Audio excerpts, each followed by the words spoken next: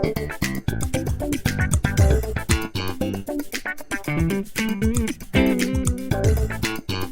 Achievers, मैं हूं प्रभात, तुम्हारा केमिस्ट्री टीचर।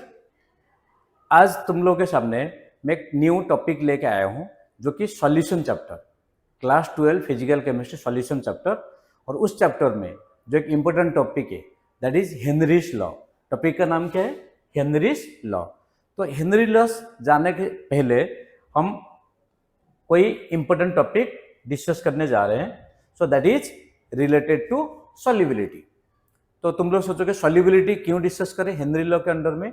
क्योंकि solubility is the concept that is going to be used under Henry's law. तो solubility क्या है? What is the difference between solubility and molarity?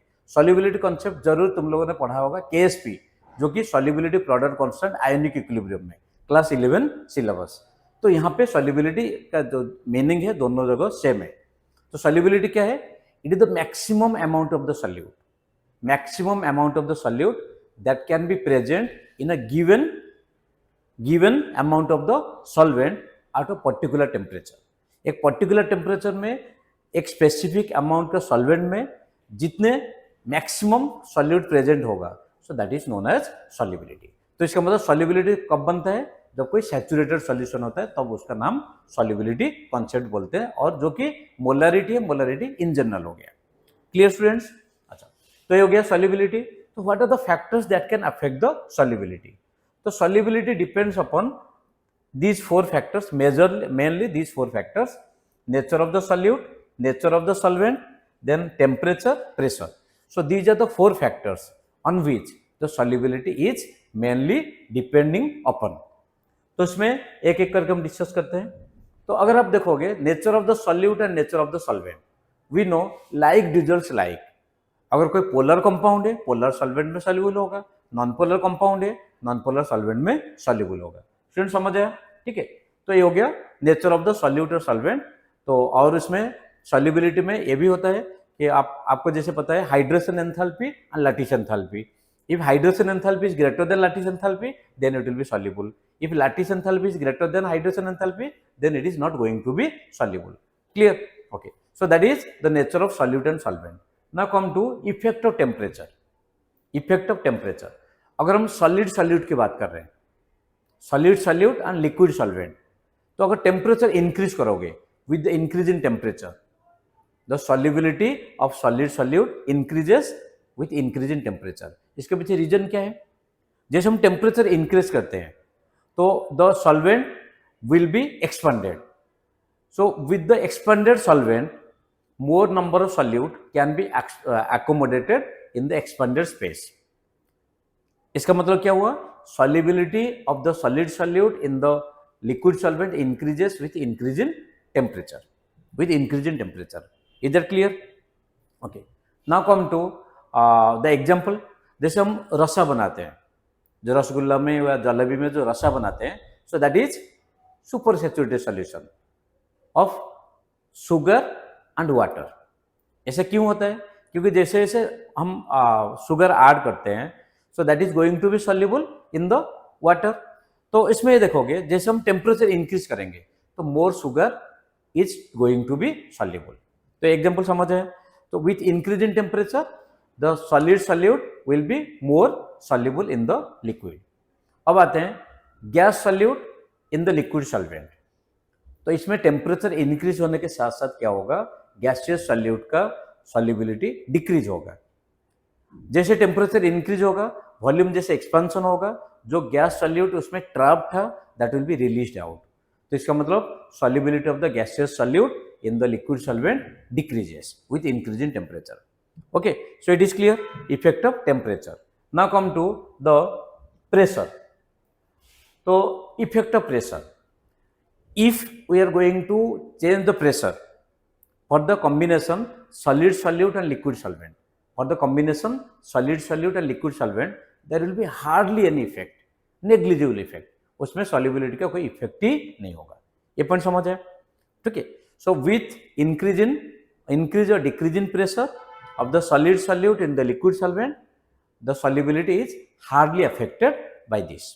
Okay, next हम बात करते हैं gaseous solute and liquid solvent.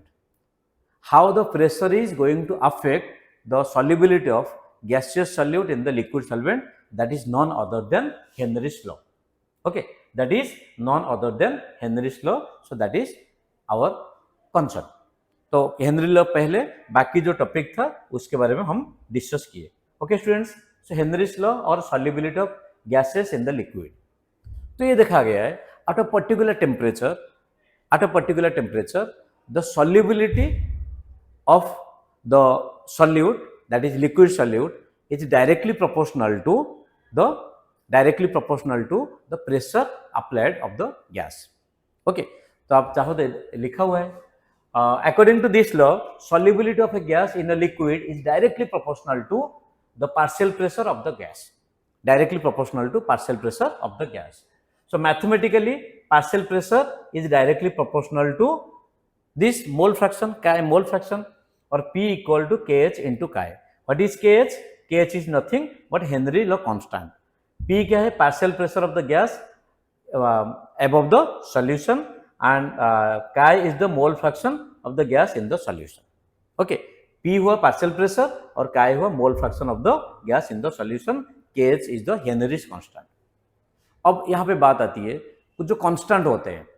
So some are universal constant, some are non-universal constant. No, universal constant means that cannot be affected by changing any other parameter. तो यहाँ पे जो Henry's constant है, that is Kh, that is dependent on the nature of solute and solvent. ये समझ आया? That means it is not the universal constant. तो आगे अभी देखेंगे और कौन कौन सी फैक्टर है. अच्छा, so before going to the factors, now if we are going to plot the graph between partial pressure and mole fraction, हमें पता है पार्शियल प्रेशर मोल फ्रैक्शन दोनों डायरेक्टली प्रोपोर्शनल है. अगर दोनों डायरेक्टली प्रोपोर्शनल है, so this is graph, that is the straight line passing through the origin. So this is the graph. Okay students, clear? अच्छा, अब देखते हैं यूनिट ऑफ, अच्छा, that is characteristics of Henry's constant. Henry constant के क्या क्या characteristics है? Unit of KH is atm, bar और टॉर, जो कि प्रेशर का यूनिट है. अच्छा, कई बार स्टूडेंट के ये दिमाग में आता है, तो हम सॉल्युबिलिटी की बात कर रहे हैं, तो सॉल्युबिलिटी मीन्स कौन सी यूनिट हम यूज करेंगे? तो यहाँ पे कॉन्सेंट्रेशन यूनिट तो बहुत सारे हैं, मोलारिटी, मोलालिटी, मोल फ्रैक्शन, इतने सारे हैं, तो कौन सी यूनिट यूज होगा? तो जैसे पता है हमने P प्रोपोर्शनल टू, अगर हम मोलालिटी ले रहे हो, P proportional to molality, so P equal to KH into molality. तो KH का जो फॉर्मूला होगा P upon molality. So what will be its unit? इसका यूनिट होगा atm, molality moles per kg, so mole inverse into kg. Friend देख पा रहे हो? तो यहाँ पे अगर हम P proportional to mole fraction ले रहे हैं, तो यहाँ पे केज का यूनिट क्या होगा? एटीएम, बार और टॉर होगा. P प्रोपोर्शनल टू मोलालिटी, तो केज का यूनिट क्या होगा? ATM, mole inverse KG. तो फिर कौन सी फॉर्मूला हम यूज करेंगे? तो आपको ये देखना होगा केएच का यूनिट क्या है. केएच का यूनिट देख के ही डिसाइड करोगे which formula is to be used. समझ आ रहा है? Which formula is to be used. So first one is clear. अच्छा, फॉर द सेम सॉल्वेंट, मान लो वाटर ले रहे हो, ठीक है, same solvent, different gases of different values of KH. Water में नाइट्रोजन, ऑक्सीजन, हाइड्रोजन, सबका केएच वैल्यू डिफरेंट होगा. For a particular gas, suppose आप नाइट्रोजन गैस ले रहे हो और दो अलग अलग सॉल्वेंट ले रहे हो, अल्कोहल और वाटर, तो केएच का वैल्यू वहां पे भी डिफरेंट होगा. ठीक. अच्छा, with increase in temperature values of KH increases. Okay, so इसका मतलब क्या हुआ? केएच एंड टेम्परेचर दोनों डायरेक्टली प्रोपोर्शनल. उसके पीछे रीजन क्या है? चलो यहाँ पे देख लेते हैं. Higher the value of KH, lower is the solubility. ये तो समझ आ गया. Solubility is inversely proportional to KH. यहाँ पे देखो, ये फॉर्मूला से निकाल सकते हो. और solubility is inversely proportional to temperature. तो इसका मतलब क्या हुआ? KH is directly proportional to temperature. अगर ये दोनों इनवर्सली प्रोपोर्शनल है, तो केएच और टेम्परेचर बीच में क्या होगा? डायरेक्टली प्रोपोर्शनल होगा. इधर क्लियर? ओके. नेक्स्ट है the pressure. Okay, what are the limitations of Henry law? The pressure of the gas should not be too high. अगर बहुत ज़्यादा प्रेशर ले रहे हो गैस का तो वहाँ पे हेनरी लॉ यूज नहीं होगा। सिमिलरली अगर टेम्परेचर बहुत ही कम ले रहे हो, टेम्परेचर बहुत ही कम ले रहे हो, the temperature should not be too low, वहाँ पे भी हेनरी लॉ यूज नहीं होगा। For a particular gas the value of KH is different in different solvent, ये तो अभी थोड़ी टाइम पहले हम डिस्कस किए थे। There should not be any chemical interaction between the gas and the solvent, जो हम सॉल्यूट ले रहे हैं गैस और जो सॉल्वेंट है दोनों बीच में कोई केमिकल इंटरेक्शन नहीं होगा। अगर कोई केमिकल इंटरेक्शन होगा then we can not use Henry's law.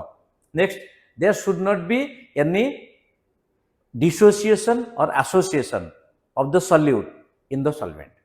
जो गैस ले रहे हैं गैस में ना कोई एसोसिएशन होगा ना कोई डिसोसिएशन होगा, तब जाके हम हेनरी लॉ को यूज कर सकते हैं। फ्रेंड्स समझ है? Okay, so these are the limitations of Henry law. Next, applications of Henry law. अगर लिमिटेशन हुआ कुछ ना कुछ तो एप्लीकेशन होगा, तभी तो हम उसको डिस्कस कर रहे हैं।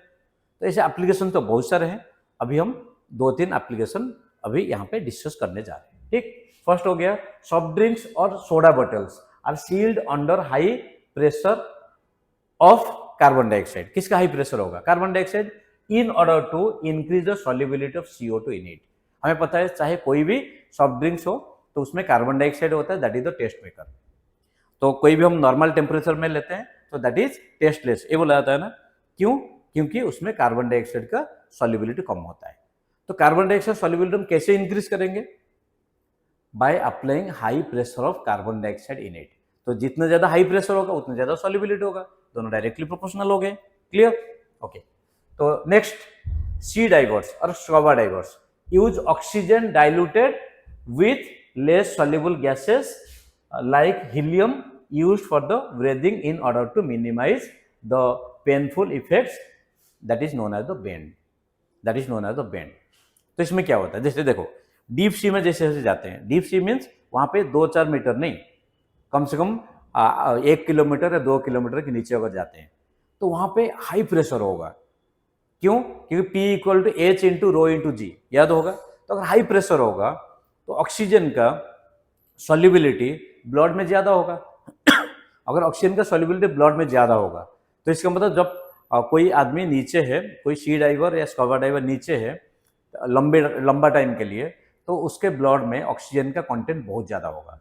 तो जैसे जैसे ऊपर आ जाएगा तो इसका मतलब ऑक्सीजन का कंटेंट बहुत ज्यादा है, तो ऑक्सीजन बाहर कैसे आएंगे?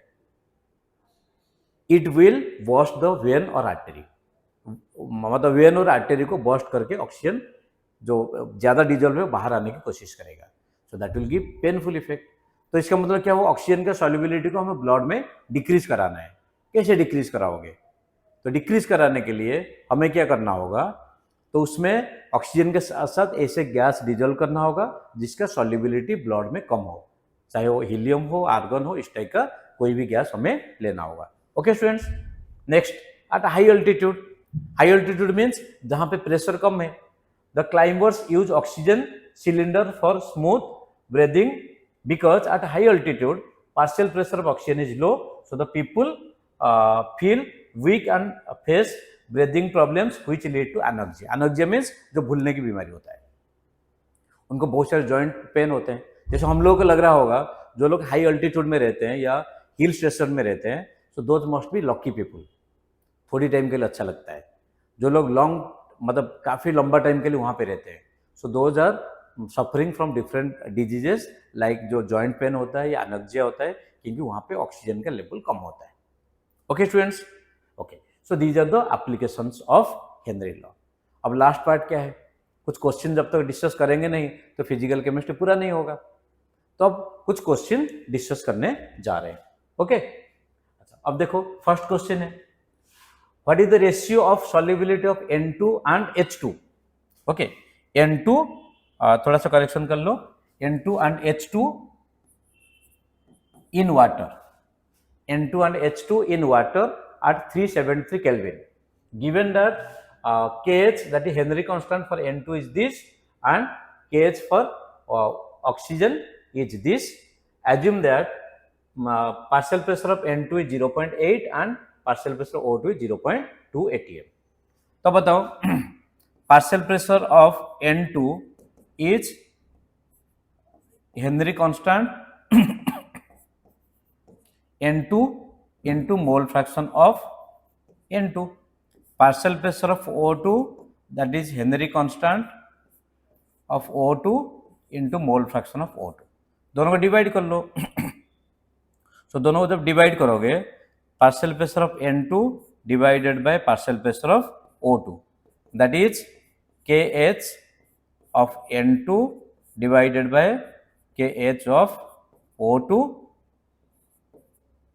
into mole fraction of N2 divided by mole fraction of O2. हमें क्या चाहिए? सॉल्युबिलिटी मींस मोल फ्रैक्शन दोनों का रेशियो है. अच्छा, यहाँ पे तुम सोचोगे हम मोल फ्रैक्शन क्यों यूज करें, मोलालिटी क्यों यूज ना करें? KH का यूनिट देख लो, ATM है. अगर KH का यूनिट ATM है तो इसका मतलब आपको मोल फ्रैक्शन यूज करना है.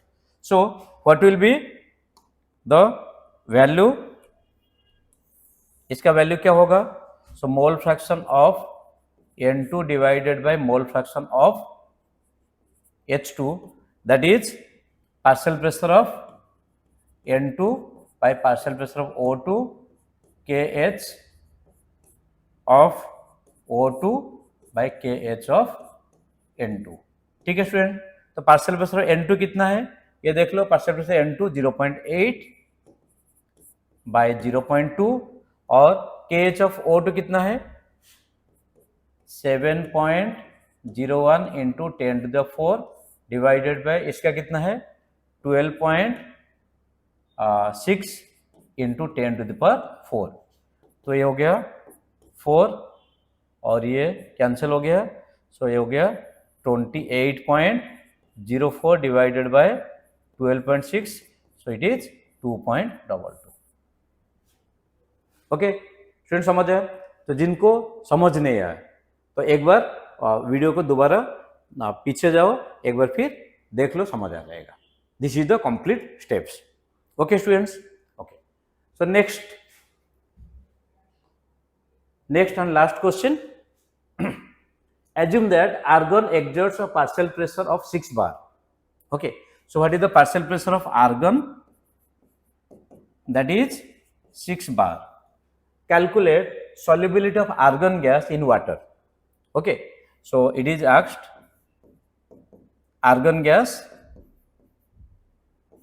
solute argon gas in water, given that Henry constant for argon, that is KH, is 40 kilobar. ठीक, तो that is mole fraction of argon equal to partial pressure of argon divided by KH. तो partial pressure argon कितना है? 6 divided by KH कितना है? 40 into 10 to the power 3 kilo bar है. तो ये हो गया 6/4 इंटू 10 to the power -4 और 1.5 into 10 to the power -4. Okay, so the answer is given. The answer is, so this is -4. ठीक है. अच्छा, तो ये स्टूडेंट समझ है? ये हो गया. थोड़ा सा देख लो, 1.5 इंटू 10 to the power -4. तो आई होप हेनरी लॉ जितने भी उसके फैक्टर्स क्या क्या है, एप्लीकेशंस है और 2 न्यूमेरिकल हमने उसको डिस्कस किया.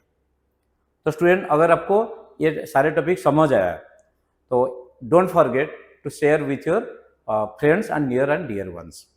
और आपको अगर कोई पर्टिकुलर टॉपिक में क्लास चाहिए तो कमेंट में नीचे लिखो, डेफिनेटली हम उसके ऊपर नेक्स्ट वीडियो बनाने की कोशिश करेंगे. Okay students, wishing all of you very all the best. God bless you.